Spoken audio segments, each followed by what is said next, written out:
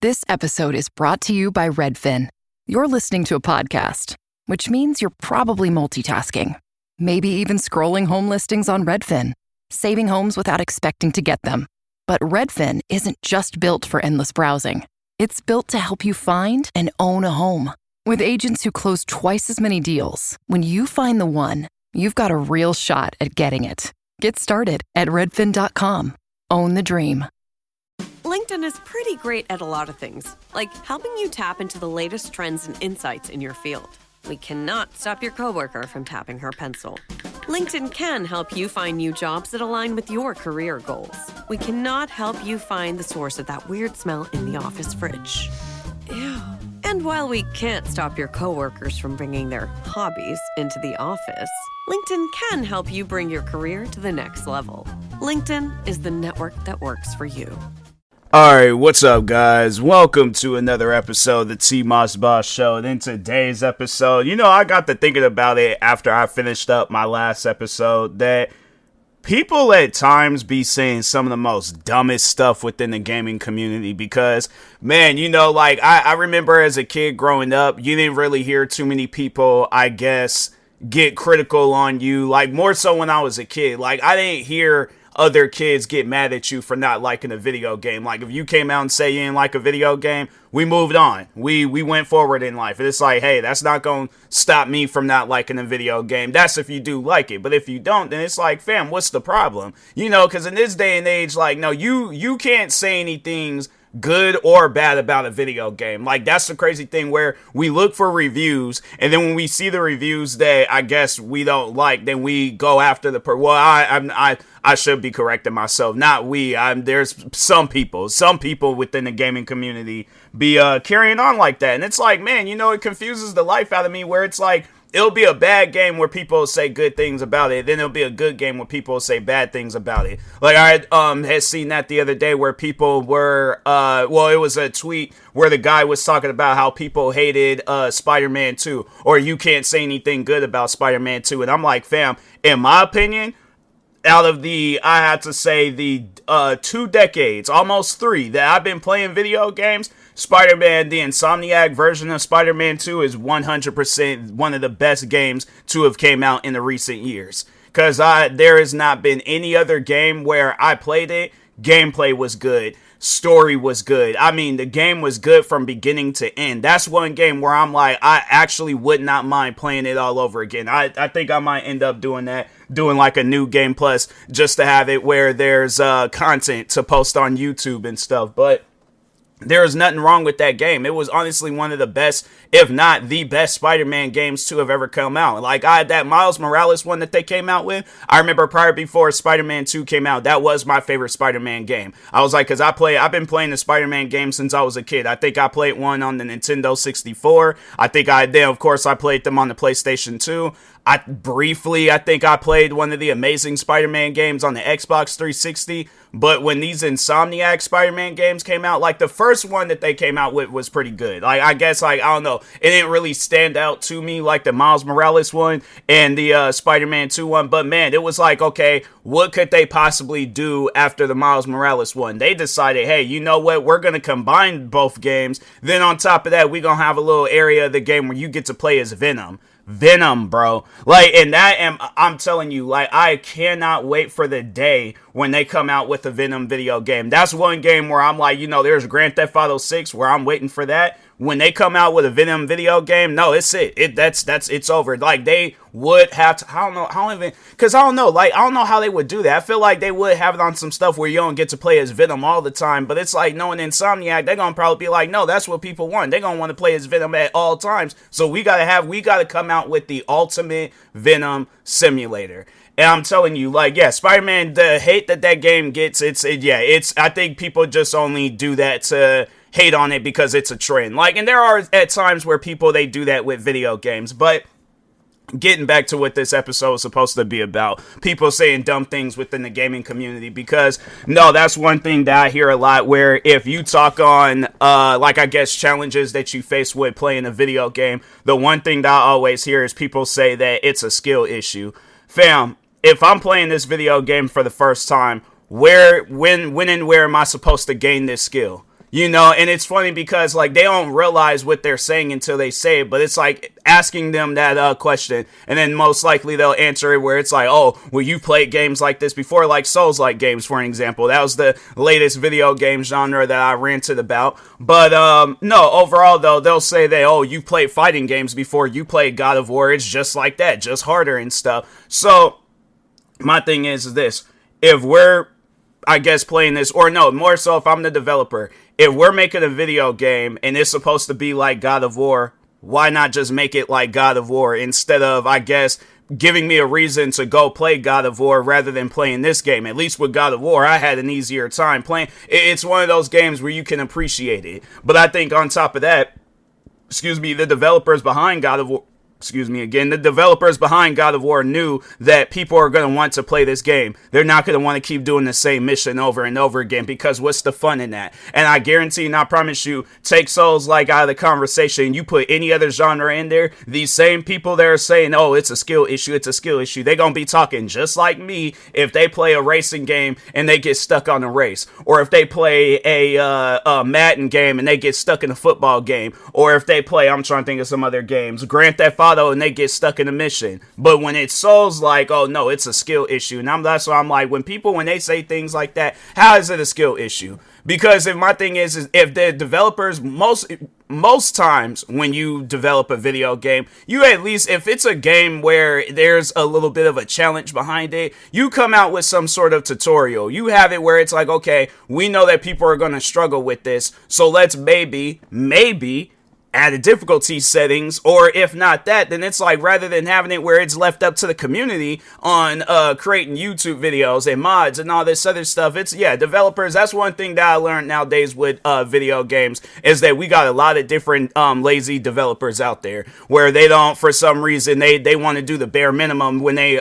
release the game, and then 4 or 5 years down the road, that's when they want to, like, oh, this is the complete edition with all these things that people have been asking for over the years, and it's like, why not have it where you don't release the game as early as you did 4 or 5 years down the road, then release the game when it's, fully developed and stuff? So it ain't gotta be because a complete edition nowadays of a video game is what a video game was like 20 years ago, where it's like, so where all those games back then, and then a complete edition of a video game 20 years ago was like, well, maybe not 20. Well, no, yeah, because the Xbox 360 and that came out in 2000. Dang, that's just crazy to think that console came out in 2006. But wait a minute, I think it was 2005. Either way, regardless, there were video games that came out back then, because Battlefield Bad Company 2, I remember I got the complete edition of that, and that felt like I was playing multiple video games in one. Like, I think because with the base content, and then they had that Vietnamese content, and then they had like the other DLCs, fam, it felt like I was playing 3 games in one. Like, that's in the Bad Company 2, that was the Battlefield game that got me in the Battlefield. Like, that was 100% one of the best, if not the best, Battlefield games of all time. What's going on with Battlefield right now? And that's the thing where people, I guess another dumb thing that I've heard with gaming is that people only play multiplayer. People are only playing PvP. That's the trend. That's the wave. And I'm like, fam, there are still so many single player video games that come out. Why does every video game gotta be multiplayer? Like, that's why I'm like, man, I see that, and people defend it. And it's, the funny thing is, they defend it. About a month or two down the road, they're not even playing that game no more. Because Battlefield, let's just see where the player count is with that game. Hold on for a second. Battlefield 6, Steam. And this is just going based off of Steam. This ain't going based off of Xbox and PlayStation and all that stuff. But anyways, so Battlefield 6, they currently have 34,000, and they just recently released a new season. But no, they currently right now they got 34,000 players. They had 62,000 players in a 24-hour peak, and they had an all-time peak 4 months ago when the game released with 747,000 players. I don't even think Arc Raiders had that many, but I think they still have a decent amount of their player count. Hold on, let me just check Arc Raiders real quick. Yeah, they still, and that's the, they might have not, they probably have, like, yeah, I guess, like, it, like, not, half, like, maybe a little over half and stuff of their, player count from when they released 3 months ago, but still, they got a lot of different players, and I guarantee, not promise you, if they were to come out with a new season, at least with Arc Raiders, though, like, that game, there's a reason to continue playing multiplayer. I feel like with Battlefield, it was like, they just wanted this game to be another version of Call of Duty, and I'm like, no, people played Battlefield for Battlefield. They didn't play Battlefield because it reminded them of Call of Duty. If that was the case, why not just go and play Call of Duty? And then and I have to say, one thing that really, I guess, if we talk in Family Guy terms, grinds my gears. One thing, moving on from the Battlefield conversation and stuff, one thing that grinds my gears when it comes to gaming is people getting mad at you for wanting your money back for a video game. I do not play a video game to just pretty much give away my money. Yeah, maybe in a point in time when video games was fully developed and they were good, yes, you had no choice. If you wanted to play that video game, you had to give up your money. But this was at a point in time, like I remember during the PlayStation 2 era, it was unheard of to come out with a video game where the video game had bugs. We had to wait for updates. That was unheard of. Like if Grand Theft Auto San Andreas, if it came out in a state where the game was buggy, it was unplayable, it was crashing, Rockstar Games would face a lawsuit.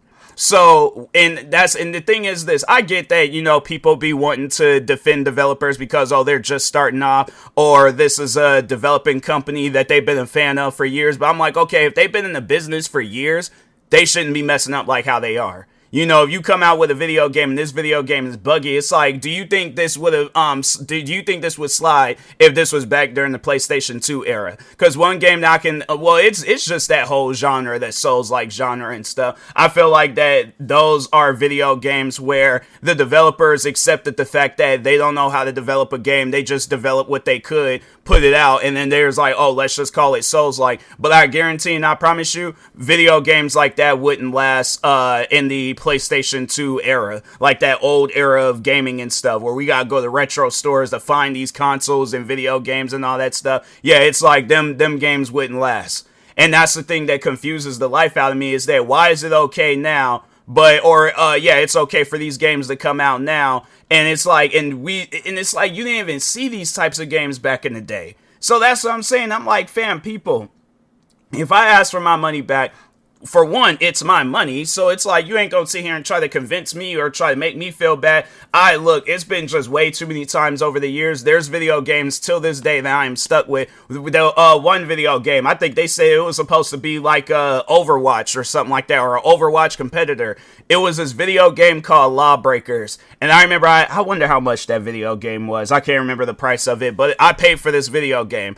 The game it's not even playable anymore. And this game came out, I think, back in like 2018, 2017 or something like that. I wonder how many people, let's just see how many people are playing that game in this day and age. 0 people. They had 1 player in a 24-hour peak, and they had an all-time peak 8.7 years ago of 7,000 players. There is nobody playing this game right now. I wonder, is this game even available on Steam? Like, who would still be playing is playable again unofficially? Let's see, now available. Is this game, no, they just send you back to the main page of Steam when you try look it up, that game. But yeah, that's a game where I'm like, I'm not going to get my money back. For one, because on PlayStation, that's the thing that I don't like about PlayStation, is that they have it set up where you can't get your money back once you done play the game. And then no, they just have it where it doesn't even matter about that 2-hour and 2-week thing. Once when you play a game, you can't get your money back. So the one game where I was trying to get my money back was another Souls-like game, that like Black Myth Wukong or something like that. And I knew that I wasn't going to play that game anymore. I was like, okay, you have it set up where I'm supposed to go up against this boss and then progress in things, but it's like, how am I supposed to progress if I keep getting killed left and right? So that's why I'm like, nah, bro. I was like, you know what, forget it. Don't even want to play this game no more. I know I'm not going to play this game anymore, and still to this day have yet to play that game. But I remember I was trying to get my money back, and that's when I think it was somebody that worked for Sony, where they was all like, because you already started up and played the game, then you won't be getting your money back. And I just find that stupid, because I'm like, it's another dumb thing that's being said within gaming, and it's like, I know I'm not going to play this game. It ain't like there's demos and trials, especially when it's like you have to play these trials at PlayStation. And I'm like, PlayStation, I'm telling you, like, the PlayStation 5 is going to be the last PlayStation that I get. Like, if they come out with a PlayStation 6, more power to everybody that goes out and gets it.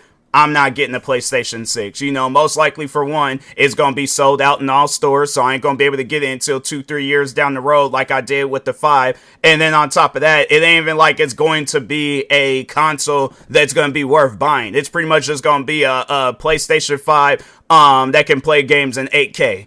And then they probably gonna have it where the subscription is gonna most likely go up. That's why I'm like, yeah, and then that's another dumb thing that's said within gaming, is that the price of a video game, it's deserving. No, it's not. If a video game, my thing is this. Because with that Black Myth Wukong game, I think they got that game on sale right now. And I'm like, whatever the sale, hold on for a second. Let me see what the sale is. That game's been out for 2 years. I know that's not it's even the sale, they got it for $44.99, and I'm like, that ain't, no. That's not a fair price, I guess, for what they offer. It's like you offer a video game, and it just trips me out where there's the one video game, Helldivers, where the game is $39.99. It's cheaper than whatchamacallit, yeah, Black Myth Wukong, and they have it where the game, that's like one of the main features of the game is the difficulty settings.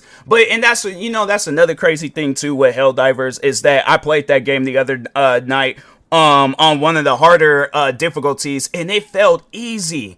And not even on no stuff. And my thing is this. The only challenge was that they had like a lot of enemies spawning. But at the same time, it's like they give you a lot of different stuff to be able to defend yourself. So that's why I'm like, I think the only thing with the harder difficulties is that, yeah, they got like bigger enemies and stuff. But if you play your cards right and you bring the right stuff, you could take those enemies out no problem. So that's why I'm like, it trips me out when you got games like that. But then you got games like Black Myth Wukong, where it's like they want to charge you more for less. Meanwhile, Helldivers, they give you no, wait a minute, did I say that right? They charge you more for less, and then Helldivers charge you less. Okay, no, I was gonna say what I said. I knew what I was saying. I just had to make sure of it. But Helldivers charge you less for more. And even with Arc Raiders, they charge you less for more. And I was just seeing this post. I wonder if I can still find that post. I don't think I saved it. If I didn't save it, let me see if I can find it on my phone. Hold on for a second. Nope. I did not save that post. But, well, actually, it's funny. I open up Twitter, and then the first tweet that I see is this guy named Jason Schreier, something like that. I don't know how to say his last name. But anyways, claims video games need to be cheaper to buy. Most video games should not cost $70. And that's facts. And I think he must be somebody that's behind this Claire. You know what? I'm going to install that game. Because that's a video game where I always hear things about it. And I've never sat down and played it. And I think I did uninstall that game. And I shouldn't have done that. Yeah, I'm going to install this game. And I think I'm going to play it on stream tonight. Cause yeah, it's like I always hear good things about that game, so I'm curious about it. I'm curious to see what it's all about. But let me see if I can find that tweet on my phone. Let's see. I probably won't be able to. Oh no, here it goes. So there's this guy named Jamie Moran. But yeah, his Twitter name is @JamieMoranUK, and he said, "I've said it for years. Video games should be cheaper and not go up on price. 2025 says it all. Then this Expedition 33 game, $50. Oblivion, $50. Split Fiction, $50. Grounded 2, $30. Mafia, $50. Helldivers 2, $40. Silk Song, $20, Arc Raiders, $40. And and the crazy thing is that they be offering more than the video games that cost $60, $70. You know, because there's NBA 2K, for an example. That game, it's funny how that game, I feel like the past NBA 2K25, actually, no, I take that back. Not 25, I think it's 26. Hold on for a second. Let me see which one they are. Okay, 2K26. That game, I feel like it's been on sale since the game came out. Like, I think it's been like one period where I seen it where that game was being charged at its full price. But other than that, you could go to Walmart, you could go to Best Buy, you could go to Target, you could go to GameStops if there's one still open, and see this game on the shelf for like $20. If not, probably cheaper. So that overall tells me that if games are being sold at that price, that's how much that game is worth. But it ain't worth no $70. That's why a lot of the times, I guarantee and I promise you, if you're a developer, you'll most likely see it where games get sold more during the summer months and the winter months, because yeah, they got them summer sales and winter sales going on. So that's why I'm like, yeah, gaming right now, I will say that it's in a very rough spot. But there are definitely people within the gaming community that they be saying some dumb stuff, man. You know, if I think of anything else, I'm like, I probably would do a follow-up episode. But anyways, with that being said, I will talk to y'all later. Thank you guys for watching and or listening. Stay tuned for the next episode. Like, subscribe, viewing this on YouTube. Follow or subscribe, viewing this on the podcast streaming service. And peace.